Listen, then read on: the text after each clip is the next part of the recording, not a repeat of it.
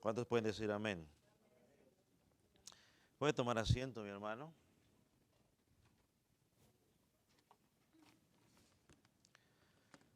Puedo verlo una vez más en esta noche. Estamos hablando de los oficios de Cristo. Estamos tocando uno de los oficios, el oficio profético. Y tomamos como base en nuestro último estudio sobre esta área Apocalipsis no Hebreos, capítulo 1, versículo 1 y 2, donde se nos dice que Dios habló de muchas maneras en el pasado por los profetas y que en estos postreros días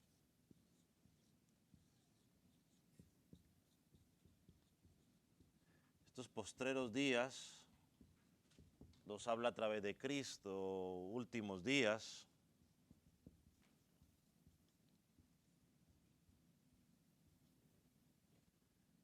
Creo que ya lo mencionamos en algún momento, cuando encontramos postreros días o últimos días, nos estamos refiriendo al periodo de tiempo desde la resurrección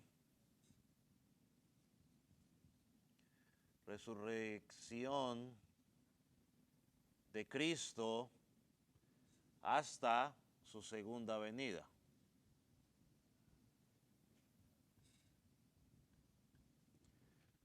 Entonces, posteros tiempos incluye toda esa área, ¿no? Doble C dicen. Eso es lo que incluye, ¿no? No podemos pensar en un época en particular porque no sabemos, es simplemente desde que Jesucristo desde la resurrección. Es más, le podríamos añadir también desde la ascensión.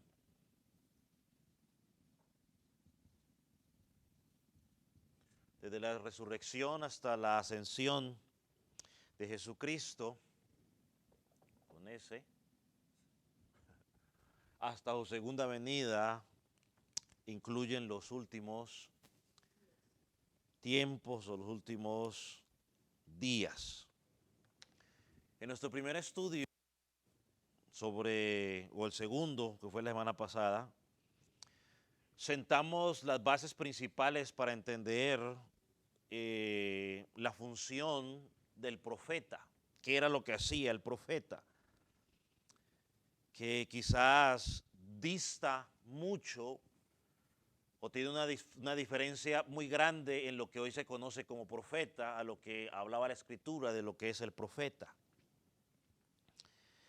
Por la Escritura que leímos en Jeremías y en otros pasajes, la función del profeta era ser la boca de Dios. Desde Moisés lo encontramos, Jeremías, el profeta no tenía que interpretar, el profeta no tenía que decir lo que él pensaba, no tenía que decir lo que entendió. El profeta tenía que repetir al pie de la letra cada palabra que Dios le había dicho para que le dijera al pueblo. Ahí no había cuento de que fue que me equivoqué. No, él tenía que repetir exactamente. Por eso la Escritura dice que al falso profeta, o sea, cuando decía algo que no se cumplía, tenían que matarlo. Porque entonces estaba haciendo a quién mentiroso, a Dios mentiroso. O sea, el nombre de Dios estaba en juego. Entonces él tenía que repetir al pie de la letra lo que Dios había dicho. Hoy vamos a comenzar a aplicar el oficio profético a Cristo y vamos a tomar como base 4 aspectos del oficio profético de Cristo. Y vamos a hablar de 4 temas. Hoy vamos a tocar 2 y la próxima semana tocaremos 2. Y los 4 temas son los siguientes. La perfección de la persona profética de Cristo, Cristo revelador y la revelación general, la importancia de la revelación especial de Cristo y el oficio profético de Cristo anunciado y prefigurado por Moisés. Quizás en este último vamos a estar un poco más de tiempo. Los 3 primeros van a ser a grandes rasgos. Así que hoy vamos a, con la ayuda del Espíritu Santo, hablar de los 2 primeros, pensando primeramente en la perfección de la persona profética de Cristo.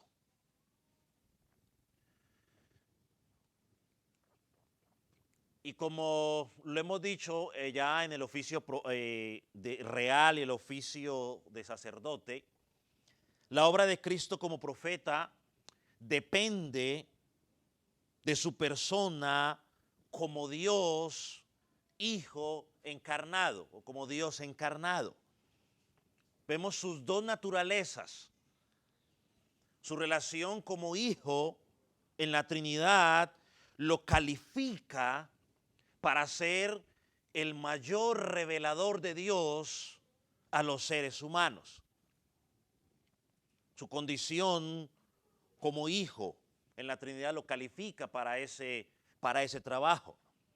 Ahora, yo quiero que en esta primera sección, la perfección de la persona profética de Cristo, veamos 3 formas que hemos estudiado mucho de Jesucristo, pero hoy le vamos a aplicar al oficio profético de Jesucristo. Y en primer lugar, ya creo que usted anotó ahí, todas estas la hemos escuchado en varias ocasiones, pero ahora lo vamos a mirar desde la perspectiva de Cristo como profeta. El profeta es que el revelador de Dios. Entonces Cristo es, pues venga, pongámoslo aquí con Cristo, ¿no? Faltó poner Cristo, ¿cierto?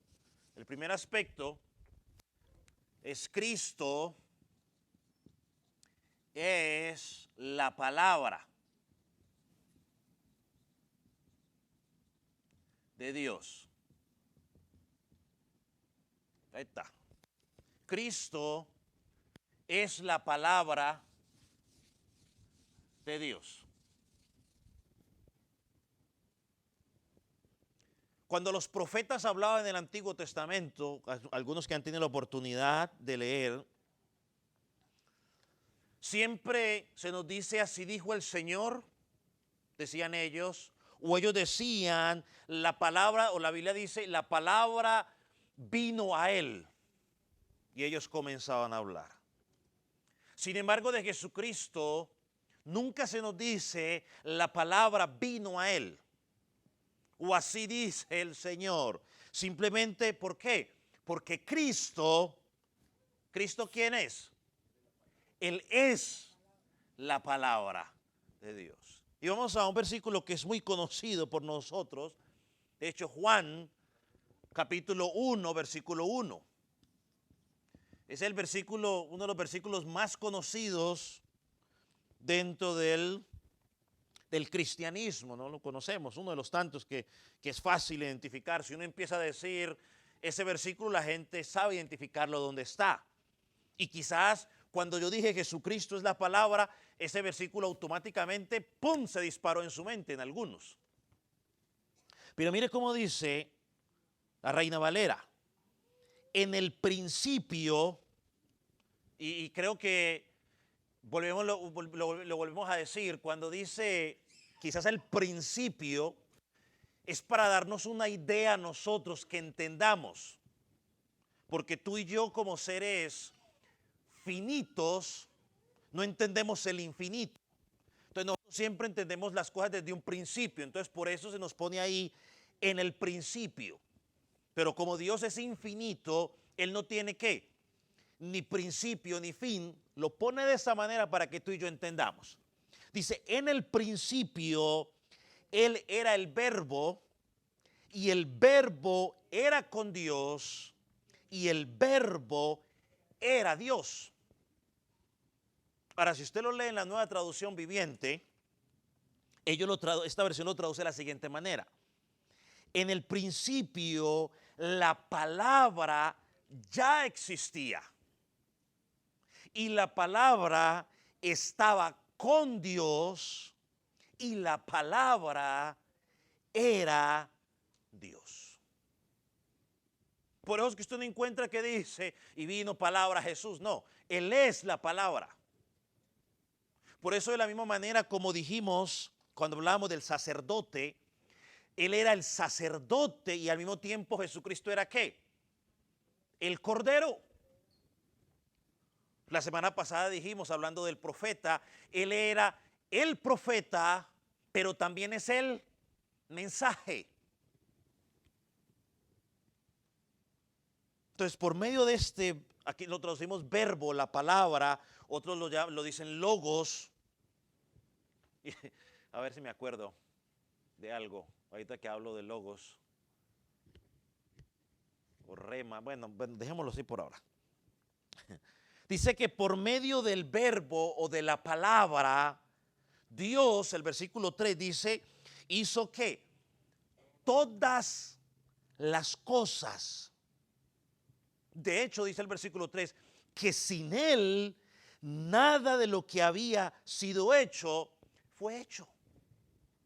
Esto es una vez más, hermanos, nos sirve para probar la deidad de Jesucristo, para contrarrestar la doctrina que enseñan algunos donde dicen que Jesucristo es un ser creado, que Jesucristo es un profeta más. Bueno, Él sí tiene el oficio profético, pero es que Él no es un profeta más.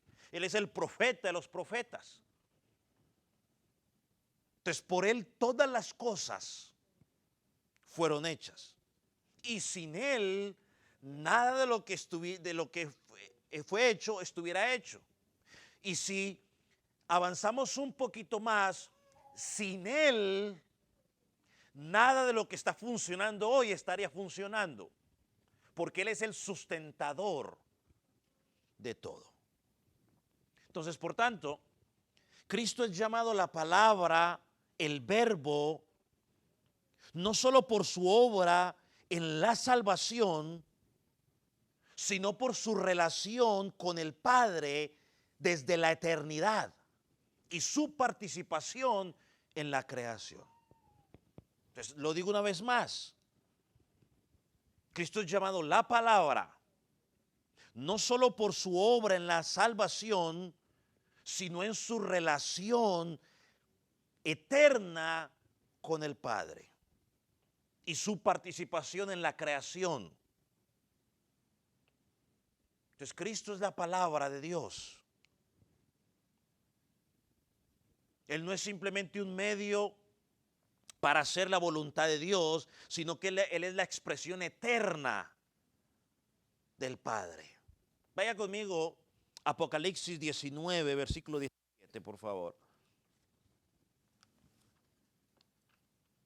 Entonces, ahora una descripción de Cristo. Apocalipsis 19, versículo 13. Y se lo voy a leer en la Reina Valera y también en la Nueva Traducción Viviente. ¿Dónde estoy? 19, 13.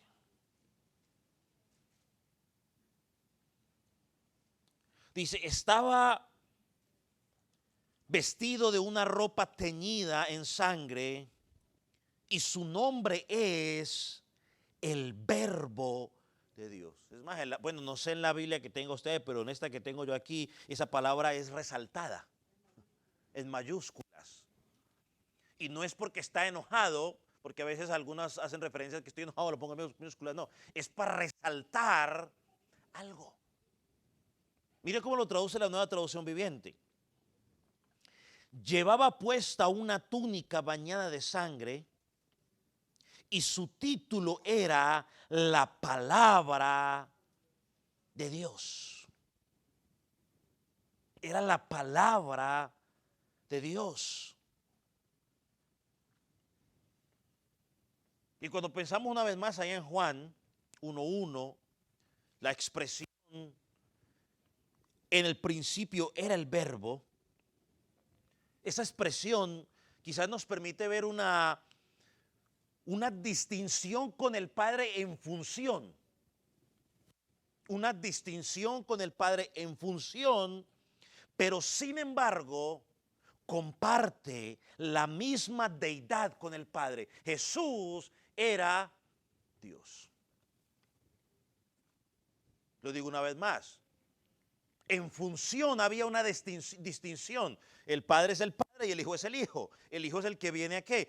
A cumplir la obra de la redención. Pero en esencia, en su deidad, ¿son qué? Iguales, son lo mismo. Y eso tenemos que tenerlo bien claro, ¿no? Sin confusión. Es otro ejemplo para ponerlo, quizás guardando las categorías, ¿no? El hombre y la mujer delante de Dios somos ¿qué? Iguales, tenemos los mismos derechos. En la salvación ninguno tiene más ventaja que el otro, pero en función dentro del hogar tenemos una función ¿qué? Diferente. Y eso no es nada de machismo ni nada, ni discriminación. Simplemente una función es ¿qué? Diferente. Otro ejemplo, pues, si no quiere que hable de esposo y esposa, en el trabajo. Tendremos también, todos tienen los mismos derechos en el trabajo. Pero en el trabajo hay funciones. Hay unos que son ¿qué? Gerentes, otros son subgerentes, otros son jefes de línea, otros son no sé qué cosa. Y por allá en el último lugar quizás aparece el chalán, pues llamémoslo así, el de menos rango. ¿Tenemos los mismos derechos? Claro que sí. Pero en funciones en nuestro trabajo somos ¿qué? Diferentes. Bueno, este versículo nos permite ver eso. Miren lo que dice un teólogo sobre este tema. Carl Henry dice, el verbo se hizo carne, y toma como base Juan 1:14, nos dice que Dios se hizo verdaderamente humano para que pudiéramos conocerle y relacionarnos con Él a nuestro nivel. Para que pudiéramos relacionarnos con Él a nuestro nivel. Seres humanos que, pues caídos, ¿no? Afectados por el pecado, limitados por muchas cosas, Dios se hizo hombre para podernos relacionar con Él a nuestro nivel. O sea, Él se bajó a nuestro nivel para presentarnos su mensaje. Entonces, hermanos, el logo de Dios o la palabra de Dios preencarnado, o sea, antes de encarnarse, luego encarnado y ahora glorificado, es el mediador de toda la revelación divina. Él es nuestro mediador. Y es el único, no hay otro. Lo dice la Escritura, porque hay un solo Dios y un solo mediador entre Dios y los hombres. ¿Quién? Jesucristo hecho hombre. Eso no era lo que el pueblo le dijo, lo estudiamos la semana pasada. No fue lo que el pueblo le dijo a Moisés. Mira, Moisés, ve tú y habla y vienes y nos cuentas. Mediador. Bueno, eso es lo que hace Jesucristo. Él es nuestro mediador. En segundo lugar, segunda cosa que vemos de Jesucristo, que ya lo hemos estudiado en otros contextos, pero hoy aplicándolo al área profética de Cristo, Cristo es el Hijo de Dios.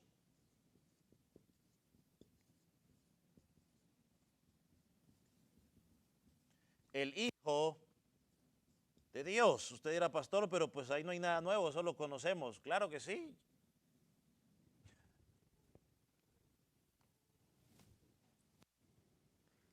Pero este título, entre otras cosas que incluye, y es donde lo vamos a enfatizar hoy rápidamente, es que Cristo conoce al Padre de una forma única.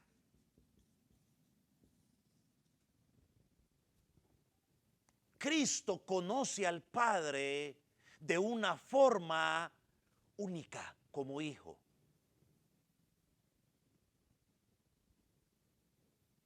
¿Qué significa esto entonces en nuestro estudio? Que esto califica a Jesucristo por encima de cualquier persona para revelarnos ¿a quién? Al Padre. Como hijo lo conoce de una forma íntima, perfecta, por lo tanto está capacitado para revelarnos a Dios de una forma que nadie más lo puede hacer. Vaya Juan 1, 18, por favor.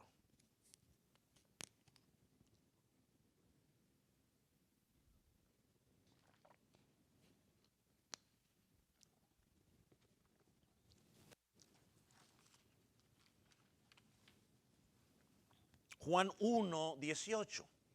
¿Lo tiene? Mire lo que dice.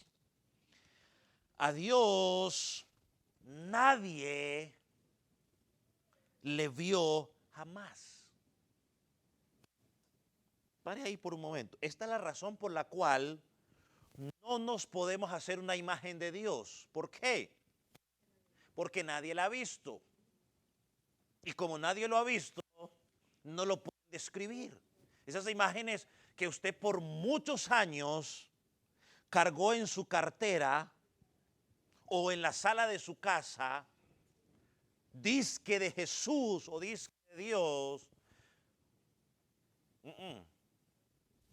nadie lo ha visto.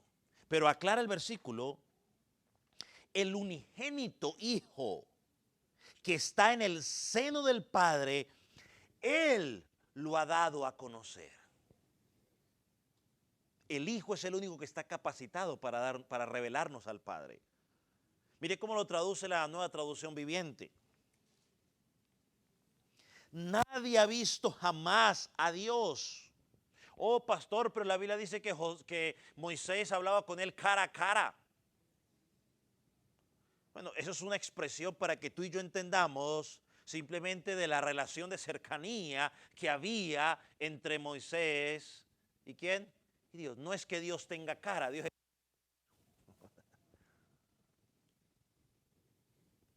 Dice, nadie ha visto jamás a Dios, pero el único que es Dios está íntimamente ligado al Padre. Él nos lo ha revelado, Él nos ha revelado a Dios. Ahora, estos son los apóstoles describiendo sobre Jesús.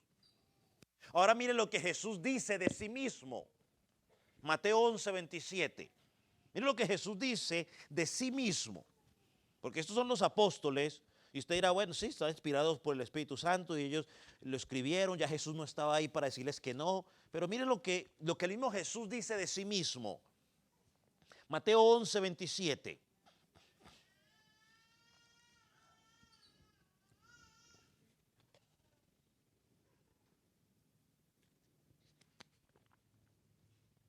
¿Lo tiene? Dice, todas las cosas me fueron entregadas por mi Padre. Todas las cosas. Nadie conoce al Hijo sino el Padre, ni al Padre conoce a alguno sino el Hijo. Y aquel a quien el Hijo, ¿qué dice? Lo quiera revelar. Jesús está diciendo aquí, yo tengo el derecho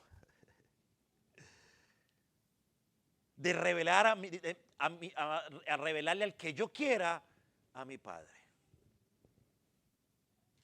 O sea, no es el que quiera, es al que yo quiera.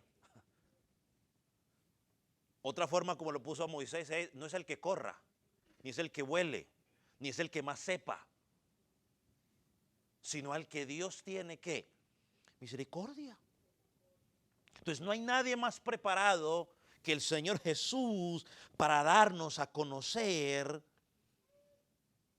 a Dios el Padre. Y la tercera cosa que encontramos dentro de Cristo, que también es una imagen que ya, o algo que conocemos, pero queremos verla desde la perspectiva de Cristo como profeta, es que Cristo es la imagen. ¿De quién? De Dios o del Padre, pues. Póngale Padre, entonces, si quiere. Cristo es la imagen de Dios. ¿Qué tomamos como base? Bueno, Colosenses capítulo 1. O bueno, podemos decir primera epístola a los Colosenses, fue la primera y la última.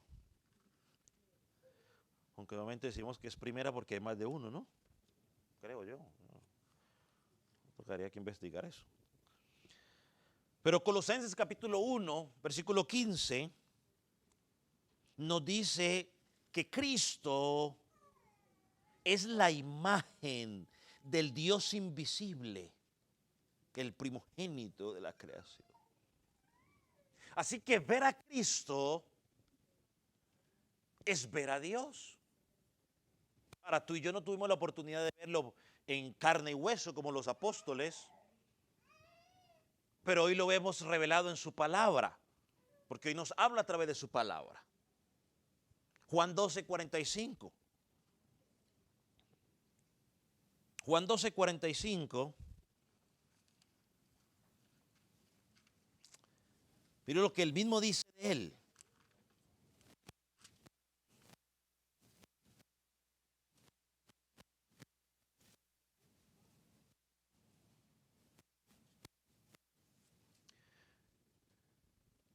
O lugar en la otra traducción viviente dice, pues cuando me ven a mí, están viendo al que me envió. ¿Quién lo envió? El Padre. ¿Usted recuerda en Juan capítulo 14, cuando uno de sus discípulos le preguntó, ¿recuerda cuál discípulo fue? Felipe. Le preguntó a Jesús, Jesús, ¿por qué no nos muestras al Padre, Jesús? ¿Y qué le dijo Jesús, el Señor Jesús a Felipe? A ver un momentico, Felipe. Yo le mando un WhatsApp para que me mande una foto. Mire lo que le contesta en Juan capítulo 14, versículo 9. Dice, Jesús le dijo, tanto tiempo hace que estoy con vosotros y no me has conocido, Felipe. Felipe, el que me ha visto a mí, ha visto al Padre. ¿Cómo pues dices tú, muéstranos al Padre? Felipe, si me estás viendo a mí, estás viendo al Padre. Si me estás escuchando a mí, estás escuchando al Padre. Si me estás obedeciendo a mí, estás obedeciendo al Padre. Si estás poniendo atención en cómo pienso yo, estás mirando cómo piensa el Padre, porque el Padre y yo somos uno. Ahora mira el versículo 16 allá en Colosenses, capítulo 1, versículo 16. Volviendo ahí.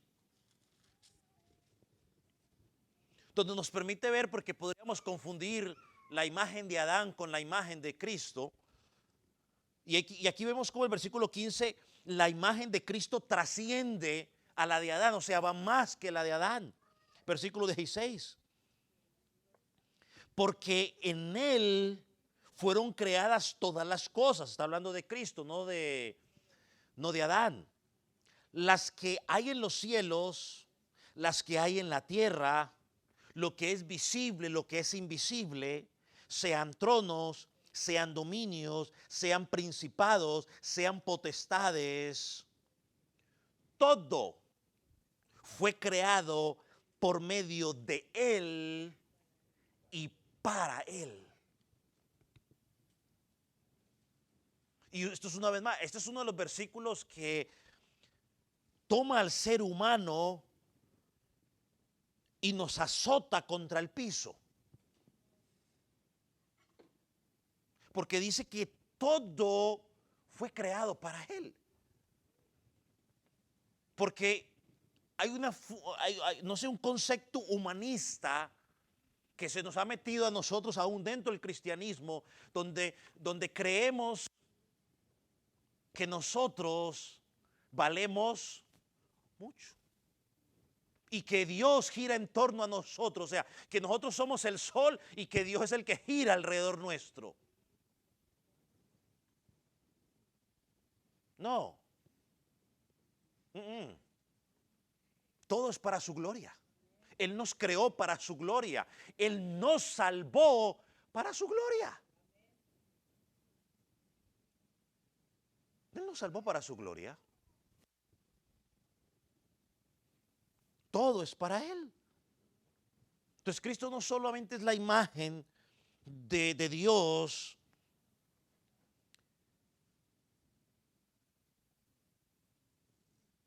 en su humanidad, sino que también es en su deidad como creador. Mira lo que dijo el puritano John Owen sobre esto.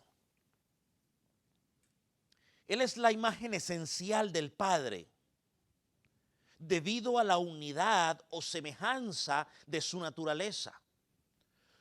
Todo lo que pertenece a la persona del Hijo lo recibe todo el Padre por generación eterna.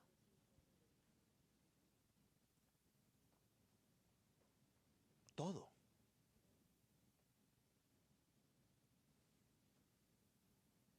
Juan 5, 26 nos dice algo más.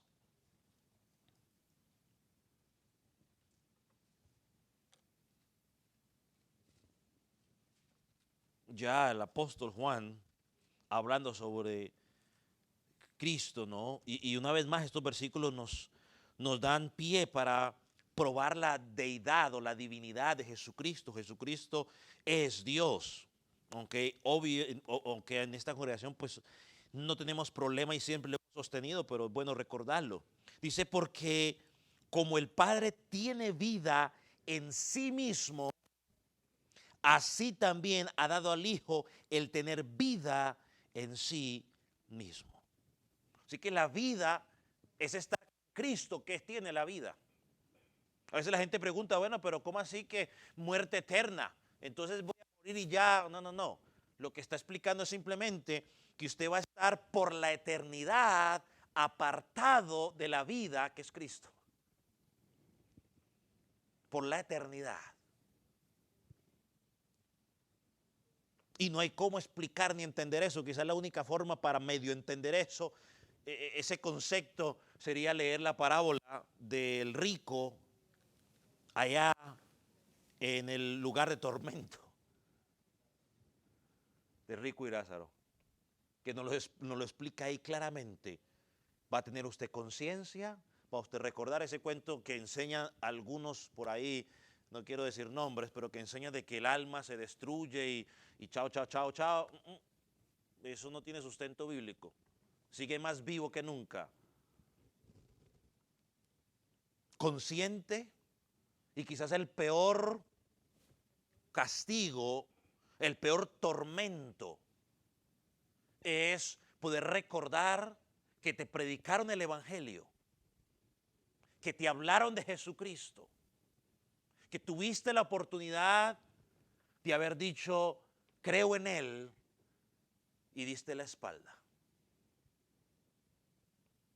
Y eso pasa en todos los ámbitos. ¿Nunca le ha pasado a usted que le dijeron no haga tal cosa y usted luego va y la hace y pum, le pasa? Y lo que más a usted le recorre la conciencia es que a usted ¿qué?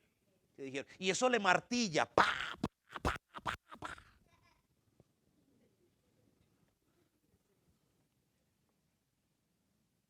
Ahora imagínense si aquí como seres humanos nos ha pasado y eso duele, imagínense por la eternidad.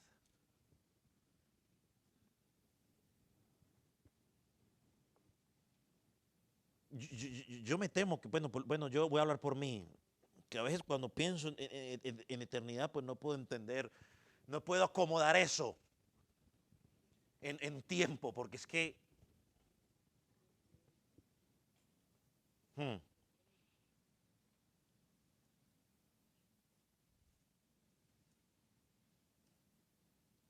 ¿Qué más podemos decir? Entonces, el Hijo encarnado, la imagen perfecta de Dios, que ahora ascendió al cielo, es el que nos presenta ahora la palabra escrita. Y cuando la gente percibe el mensaje del Evangelio, cuando tú y yo percibimos el mensaje del Evangelio, cuando percibimos la gloria de Dios y nuestra condición, es obra de Cristo. Vaya a 2 Corintios 4:4.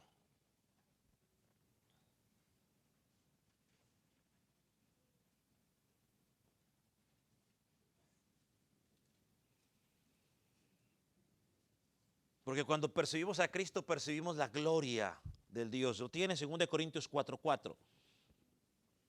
Dicen, los cuales el Dios de este siglo cegó el entendimiento de los incrédulos. ¿Para qué lo cegó? Para que no le resplandezca la luz del Evangelio, de la gloria de Cristo, el cual es la imagen de Dios. Ese es el trabajo de Satanás. Por eso Satanás hoy, quizás su trabajo es tratar de torcer el Evangelio, torcer el mensaje del Evangelio, porque lo hemos dicho en muchas ocasiones. Si a usted le predican un evangelio distorsionado, usted no va a conocer a Cristo verdaderamente.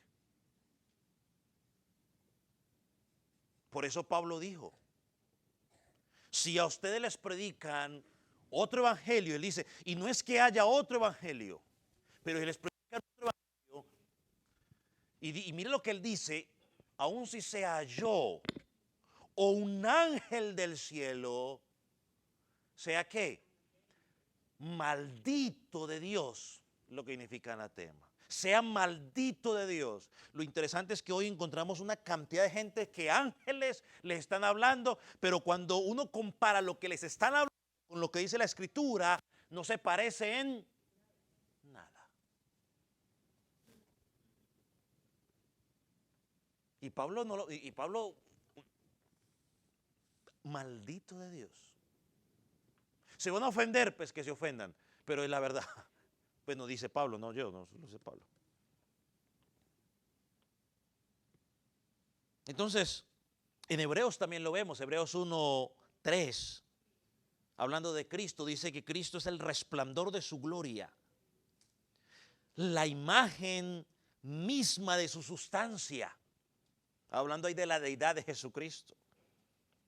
Quien sustenta, lo que decíamos hace un rato, quien sustenta todas las cosas con la palabra de su poder, habiendo ejecutado la purificación de vuestros pecados por medio de sí mismo. El domingo hablaremos un poco de eso, ¿no? Habiendo purificado nuestros pecados por sí mismo. Y es que mira algo interesante. No es que alguien puso mis pecados sobre él, porque eso es diferente. Él tomó mis pecados. Él tomó la decisión de tomar mis pecados para sí mismo. Y dice, ahora se sentó a la diestra de la majestad en las alturas.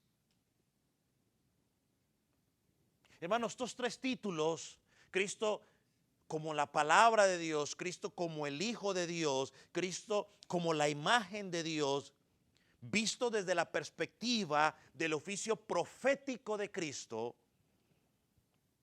nos debe llevar a confiar 100% en su labor.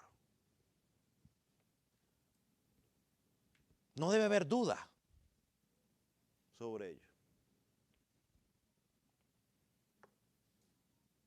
Pero miremos la segunda forma que se aplica al oficio profético de Cristo, la segunda base. Cristo revelador y la revelación general.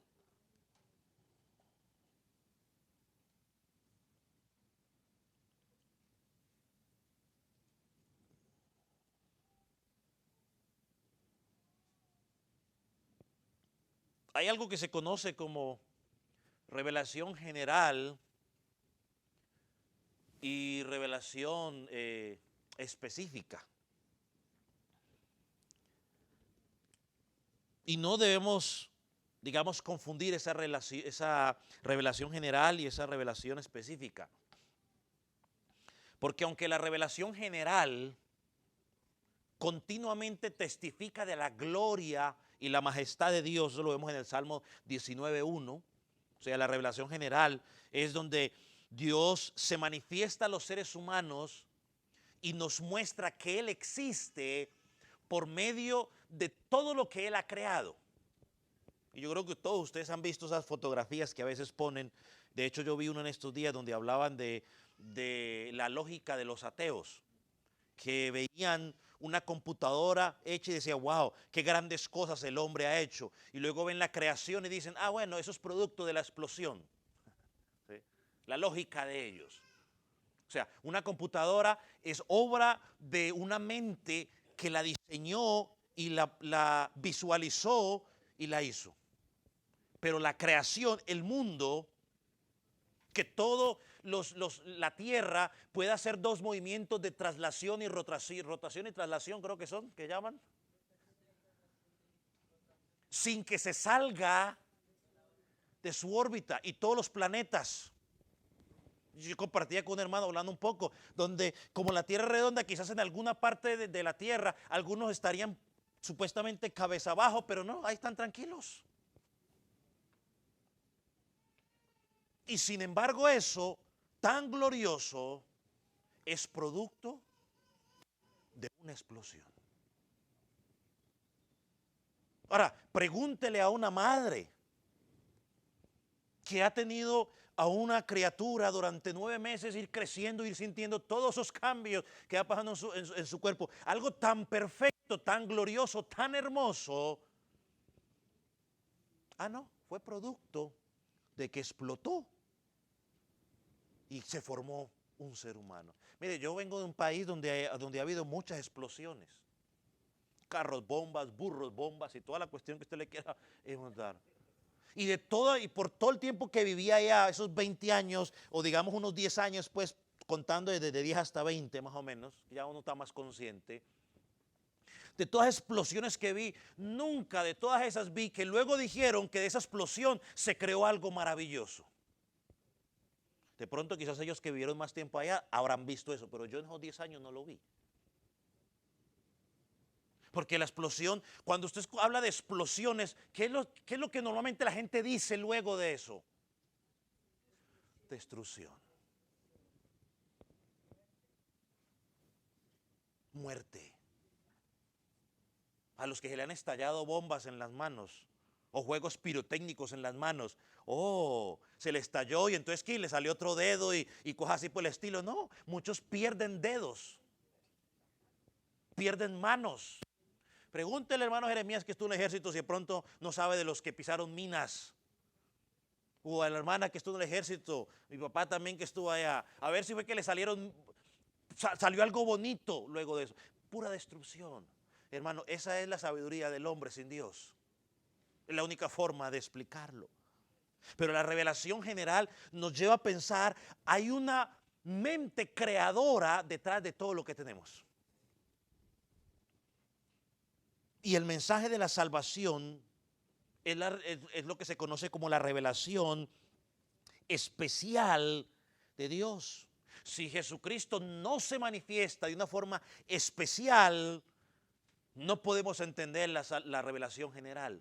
Y lo que hablábamos hace unos momentos. Por eso Jesucristo se hizo hombre para que lo entendiéramos o hablarnos a nuestro nivel. Leamos unos pasajes, leamos Romanos 1, 16, 17, 2 Corintios 1, 20 al 21 y capítulo 2, versículos 9 al 10.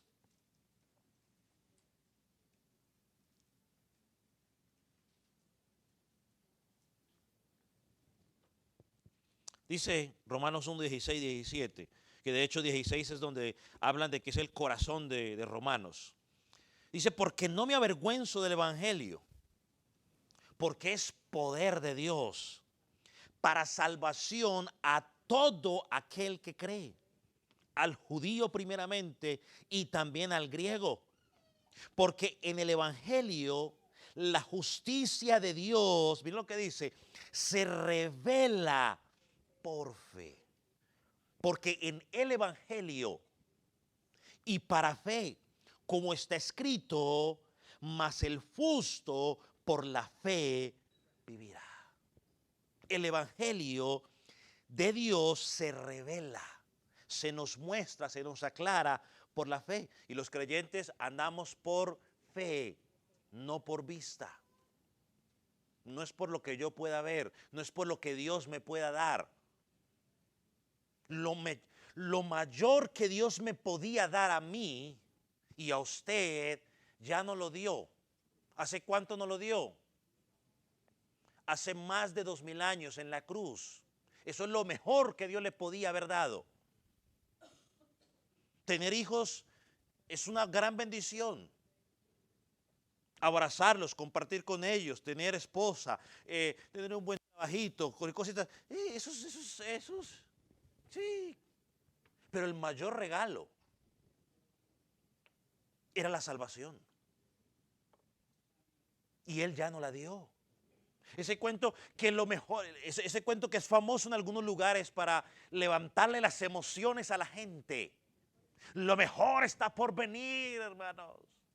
No les crea. Ya lo mejor vino. Fue Jesucristo. O si quiere arreglarlo un poquitico, bueno, si usted me está hablando de que será cuando Jesucristo venga por segunda vez y me glorifique, pues entonces estamos hablando.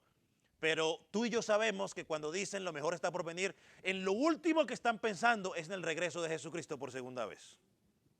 No están pensando en que seremos glorificados, en que ya no tenemos que lidiar con el pecado, en que ya no tenemos que lidiar con la enfermedad que tenemos aquí, ya no tengo que lidiar con que el hermano no me saludó, nada de esas cosas.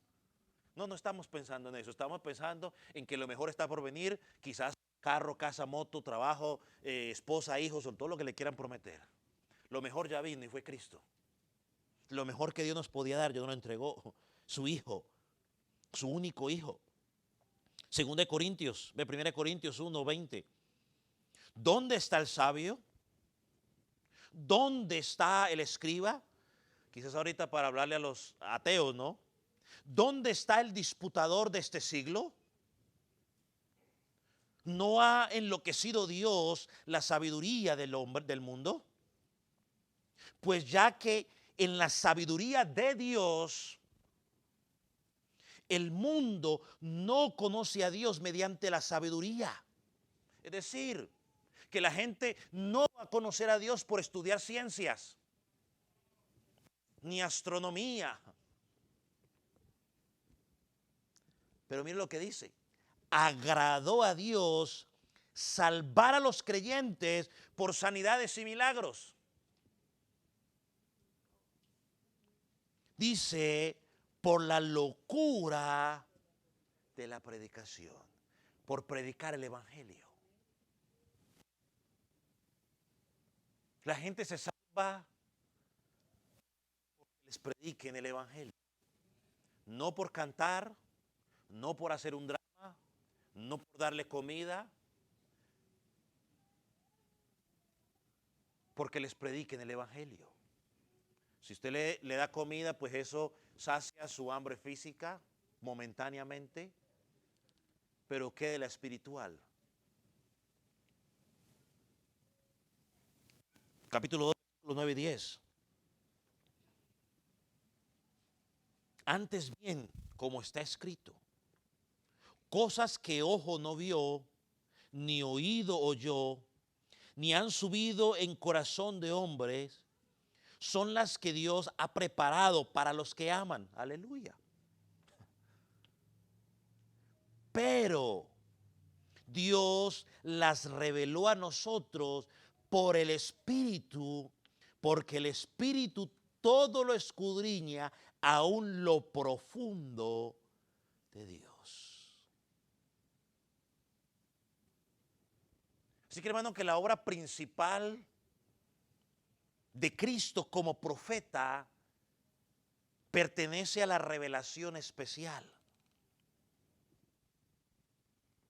Y de hecho Romanos 10, 14, ya lo hemos leído aquí en varias ocasiones, nos dice que la gente no puede invocar al mediador si nunca han oído hablar de él. Entonces Cristo es el mediador de la verdad. Yo lo digo y lo he dicho y lo sostengo porque eso es lo que enseña la Escritura, hermano, y quizás suene un poco, quizás duro, pero es que enseña la Escritura. Contar tu testimonio no es evangelizar. Eso no es evangelizar. Evangelizar es hablar de Cristo. Contar tu testimonio no salva a nadie. Eso sirve de motivación ahí pero eso no salva a nadie. Es la locura de la predicación. Lo leímos hace un rato aquí. Cristo ha querido salvar, o Dios ha querido salvar por medio de la predicación. Si hubiera sido por testimonio, hubiera hecho por medio de tu testimonio. Cuenta tu testimonio.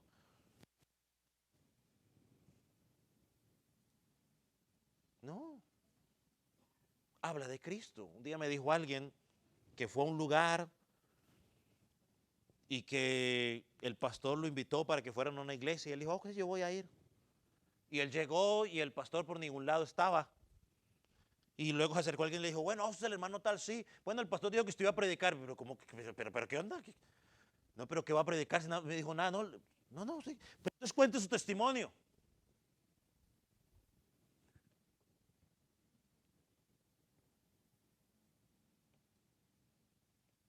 Eso da tristeza. Reunir al pueblo de Dios, pues contémosle un testimonio.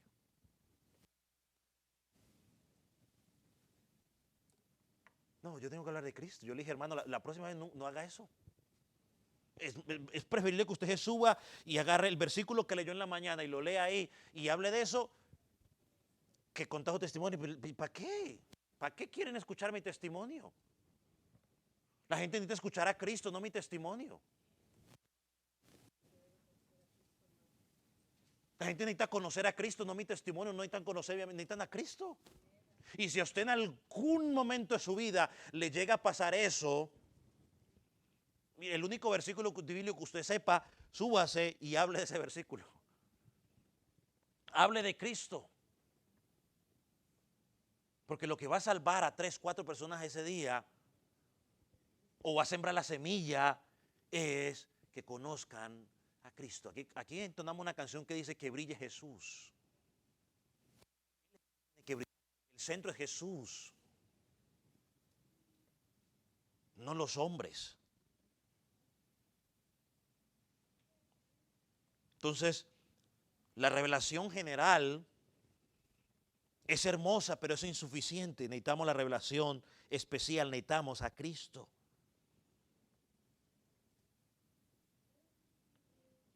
¿Y por qué necesitamos a Cristo? Bueno, porque es que Cristo es la palabra. Cristo es el Hijo de Dios, el único capacitado para mostrarnos al Padre. Y Cristo es la imagen de Dios al que necesitamos. Porque solo a través de Cristo nos vamos a acercar al Padre. Solo a través de Cristo. Cristo tiene que ser predicado a tiempo y fuera de tiempo. Por eso Pablo le dijo a Timoteo, predica a Cristo a tiempo y fuera de tiempo. Por eso Pablo le dijo a Tito, no, creo que fue a Tito, la iglesia es columna y baluarte de la verdad.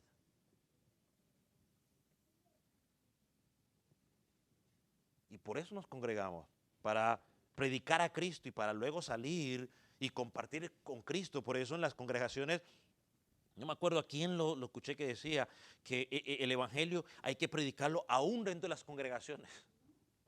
Porque en las congregaciones hay personas que no conocen a Cristo, necesitan a Cristo. Preguntas o comentarios. Dejarlo así. Las otras dos las tocamos la próxima semana. Yo la traje aquí la otra por si, la tercera por si acaso, pero la dejo para la próxima semana si Dios nos da vida y no me enfermo. ¿O no se enferma usted? Señora.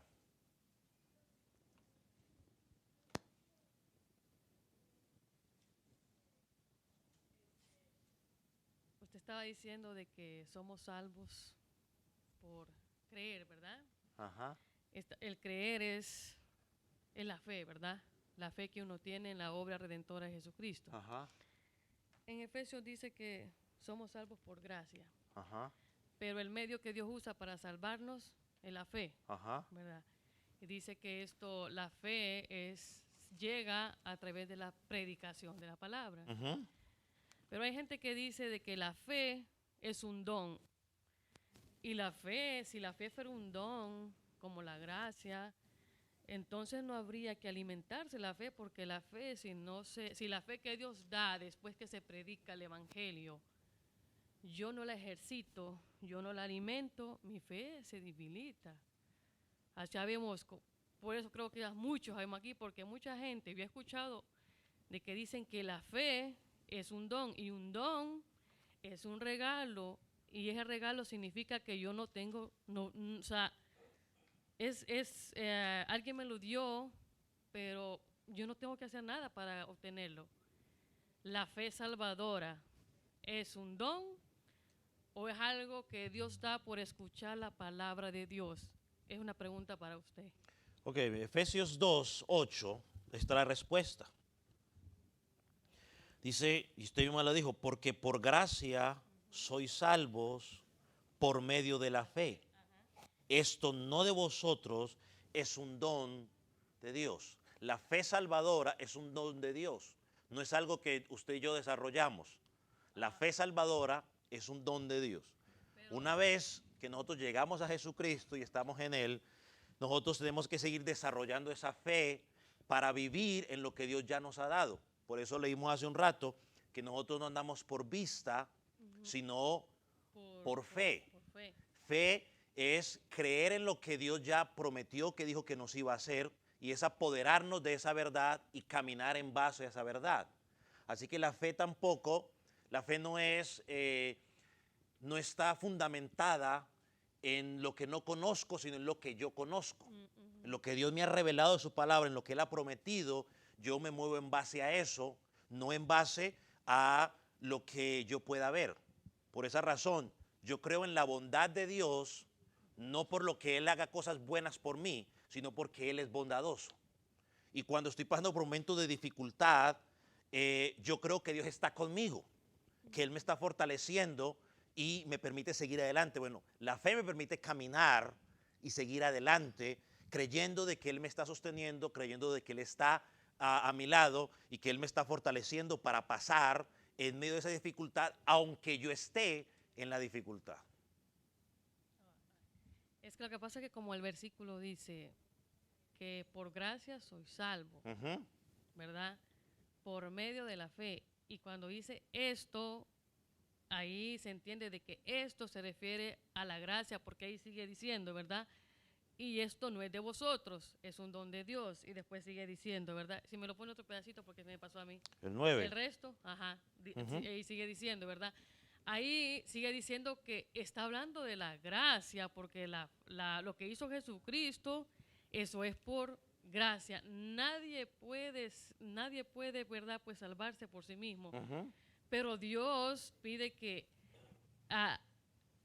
para ser salvo la gente tiene que escuchar el evangelio, y ahí Dios, ¿verdad?, le da la fe a la persona, ¿verdad?, a través de la predicación del evangelio. Es lo que yo he estudiado, a través de la predicación del evangelio, pero no como un don, porque la fe se tiene que nutrir. Es lo que yo entiendo, la fe si la gente escucha la palabra y no hace nada, Dios le ha puesto una fe, pero si no se sigue nutriendo, yo tengo que congregarme, estudiar la Biblia, y un don como la gracia, yo no tengo que hacer nada por eso, porque Jesucristo ya pagó por mí.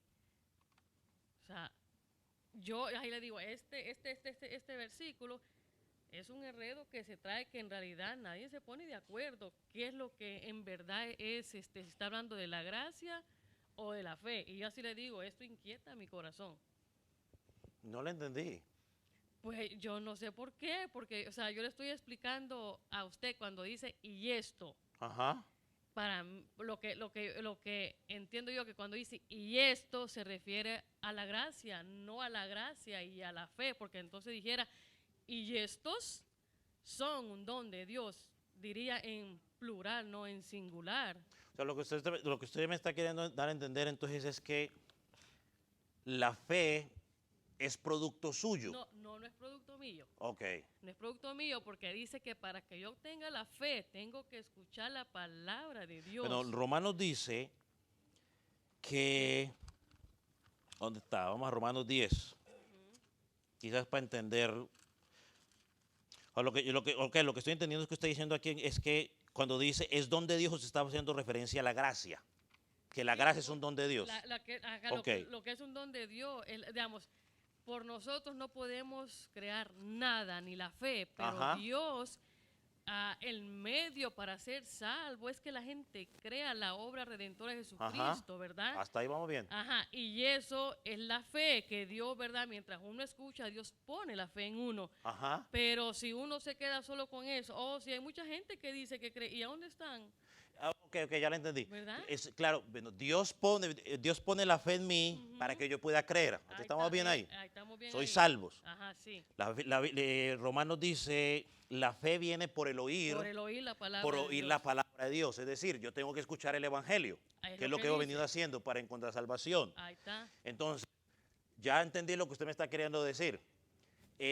Mucha gente dice que cree, Ajá. ok, pero es que volvemos a la escritura, hermana. O sea, la escritura es clara. El creer No lo salva. O sea, es en lo que Jesucristo hizo en la cruz del Calvario, eso es la fe y ese salvadora. creer tiene efectos prácticos en mi estilo de vida. Ese creer tiene un fruto. No es Ajá. simplemente decir yo creo, porque si no sería la fe de los demonios. Los demonios, dice la escritura, que creen y tiemblan. La pregunta que yo hago es, ¿ese creer de los demonios ha afectado su vida? No. No, siguen viviendo ¿qué? Igual. De la misma manera. Entonces, si alguien dice que ha creído en el Evangelio, que ha creído en Jesucristo, que ha encontrado salvación y su estilo de vida sigue siendo el mismo, la pregunta es, ¿ese es un creer salvífico o bíblico? No. Quizás ha creído intelectualmente, como mucha gente. Hay mucha gente que intelectualmente creen lo que Jesucristo hizo en la cruz del Calvario, pero espiritualmente no ha tenido ningún efecto en qué, en su vida. Siguen viviendo qué, de la misma manera. Entonces el creer bíblico nos lleva a nosotros al arrepentimiento. ¿Qué es el arrepentimiento? Cambio de dirección. Es empezar a vivir una vida que de acuerdo a lo que la escritura enseña. Entonces no todo el que dice que cree ha creído. A veces nosotros tenemos ese concepto de que es que todos son cristianos. No todos son cristianos. Eso se ve en el estilo de vida, por sus frutos. Juan el Bautista le dijo a los fariseos estos, hagan frutos dignos de ¿qué? De arrepentimiento. Si la fe, el creer salvífico trae unos frutos. Jesucristo dijo, por sus frutos ¿qué? Los conoceréis. Y hay otra cosa que empata dentro de esto. La escritura, Jesús presenta, a ver si me acuerdo cómo se escribe, el trigo y la cizaña. No me acuerdo cómo escribe, si con Z o no sé qué cosa. Cizaña, con Z, con C, así, con C. ¿Y segunda Z o? Ya este C. ¿La otra es S? Ok. Si alguien tiene ahí, cizaña, ok. ¿Es con Z? Bueno, hombre. Ahí está, cizaña. Cizaña, entonces es con Z. Ok, va pues. Cizaña. Y en esa parábola, los discípulos dicen, no, pues vamos a arrancarla. Y Jesús le dice, Taikirisi, no la arranquen. Porque son tan ¿qué? tan parecidas que la única forma de identificarlos es con el fruto. Y eso al final lo vamos a saber. Entonces hay mucha gente que dice que cree, que cree, que cree, que cree, que cree. Frente a eso no podemos decir nada. Pero por sus frutos los conoceréis.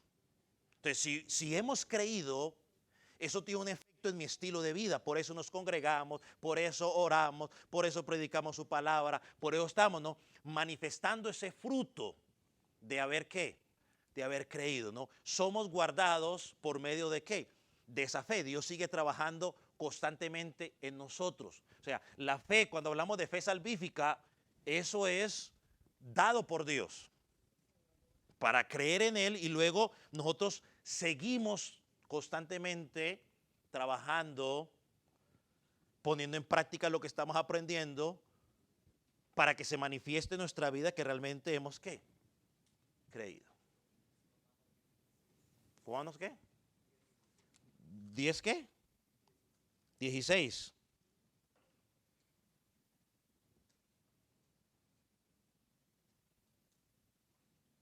Romanos 10, 16. ¿Dónde está 10, 16? Dice, mas no todos obedecieron el evangelio. Pues Isaías dice, Señor, ¿quién ha creído a nuestro anuncio? Así que la fe es por el oír, y el oír por la palabra de Dios. Si la gente no le predican el evangelio, ellos no van a poder tener fe ¿en quién? En Cristo. Que Cristo es el evangelio. Ok, termine. También usted dijo que cuando la persona se va al infierno, ¿verdad? Como el rico que se recordaba, ¿verdad? De que él, ¿verdad? Pues allá en la tierra, aquí tuvo muchas cosas, ¿verdad? Y no quería que sus hermanos llegaran igual. Entonces, cuando una palabra cuando, digamos, alguien se le predica el evangelio, ya queda sobre la responsabilidad de la persona si decide tomar, digamos, seguir a Cristo. ¿Sí o no? Pues sí, porque nadie puede creer por él. No, pues sí, eso es lo que le digo. Lo que pasa que, pues a veces dice que si Dios no permite que crea, no va a creer. Entonces, ¿por qué se va a acordar en el infierno de las veces que le predicaron si el Señor no le permitió creer? Entonces, eso es algo que también, ¿verdad? Pues hasta a mí me anda dando, pues, un poco de vuelta y ¿verdad? Yo digo, pues, es bastante, ¿verdad?, confuso de que si a mí me predicaron el evangelio, ¿verdad? Y ¿verdad? Pues si yo tomé la decisión, ¿verdad? O sea, Dios sobre mi vida en ese momento y pues y decidí pues seguir a Cristo. Pero a mucha gente se le predica el evangelio, ¿verdad? Y quieren seguir, será como, porque dice la Biblia que pues no quieren venir a Cristo porque pues sus obras son malas, ¿verdad? Prefieren mejor la vida de allá. Porque Dios es claro que por medio de la predicación, ¿verdad? Dios los manda a predicar a la gente su palabra para que se arrepientan. Mientras se predica ahí, Dios obra en la gente, pero hay gente que decide rechazarlo. ¿Y cuál es la prueba?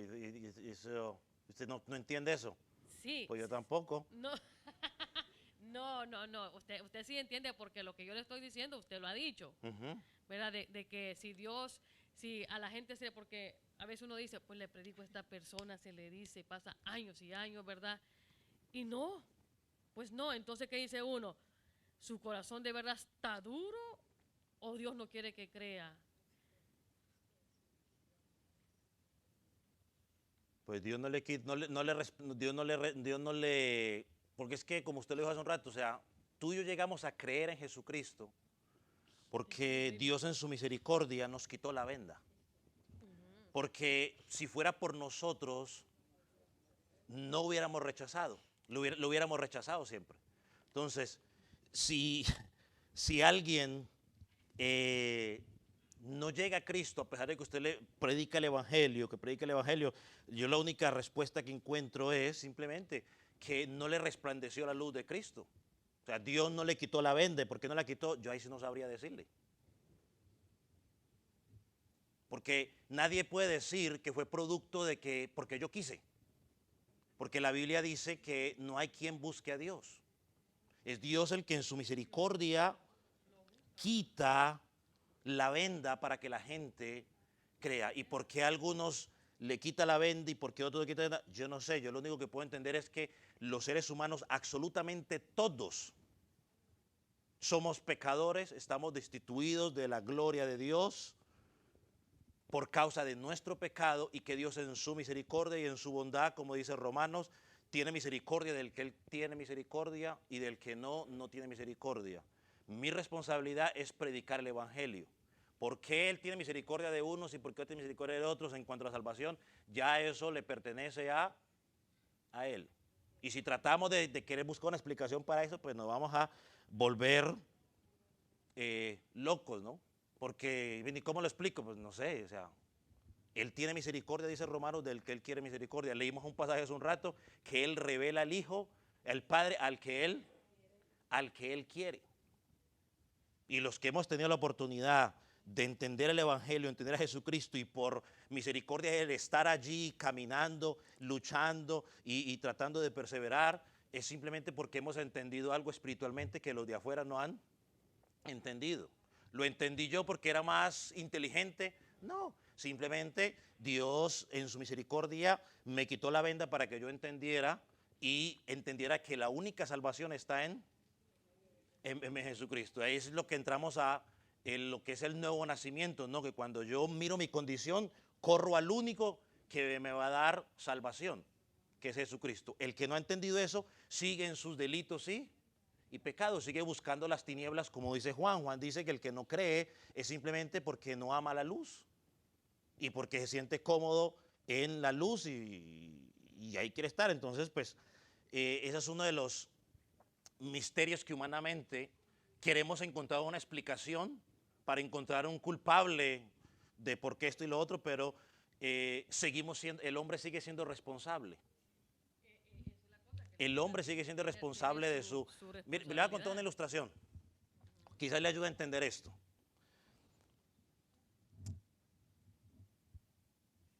Un hermano tuvo un accidente con alguien de vehículo. Se pasó aquí. Creo que es la forma de explicarlo. Él tuvo un accidente. El culpable fue la otra persona. Él fue el culpable, él causó el accidente. Y cuando el hermano fue a reclamarle, le dijo, bueno, págueme. Me dice, sí, pero no tengo con qué pagarle. Sí, pero usted es responsable. Pues sí, usted es responsable, usted causó el accidente, sí. Yo soy responsable de eso, pero no tengo cómo pagarlo. Asimismo, es el pecado del hombre. El hombre es responsable de su pecado, sí. ¿Va a pagar por su pecado? Sí. ¿Tiene cómo pagarlo? No. ¿Por eso necesita a quién? A Cristo. Y ese entendimiento no llega intelectualmente. Es un entendimiento que llega espiritualmente, que es producido ¿por quién? Por la obra que Dios hace en el corazón cuando se predica el Evangelio. Yo tengo que predicar el Evangelio a cada momento porque yo no sé en qué momento Dios va a usar esa predicación para que esa persona sea salva. Yo no puedo decir, bueno, pues, mire a ver cómo es la regla. No. Es que yo hablo y no me escucha. No. Tengo que seguir haciéndolo porque yo no sé en qué momento. Aquí hay varias personas que han llegado a Jesucristo, que les hablaron de Jesucristo y no prestaron atención, y en el momento menos indicado, otro día les hablaron y ese día ¿qué? Llegaron a Jesucristo. Entonces, hay que seguir predicando porque usted no sabe el momento ni la hora en el cual Dios va a usar su palabra o la predicación de su palabra para que esa gente llegue a Cristo. Esa es nuestra responsabilidad. Entender quién cree y quién no cree, esa no es el trabajo nuestro. Ni tenemos que darle mucha vuelta a eso, porque la Biblia no nos llama a estar en eso. La Biblia nos llama a predicar y predicar y predicar el Evangelio. ¿Y quiénes van a creer? Mejor no le digo quiénes van a creer para que no me diga otra cosa. Entonces, por ahí vamos. ¿Ok? ¿Va a decir algo más, hermana? Ok. ¿Alguna otra pregunta o comentario?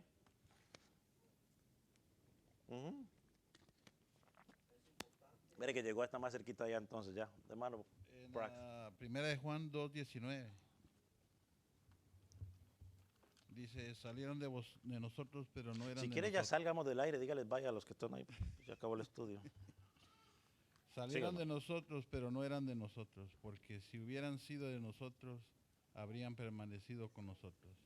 Pero salieron para que se manifestase que no todos son de nosotros. Ahí está, trigo y cizaña. Ahora sí, hermano Jeremías, ¿qué va a hacer?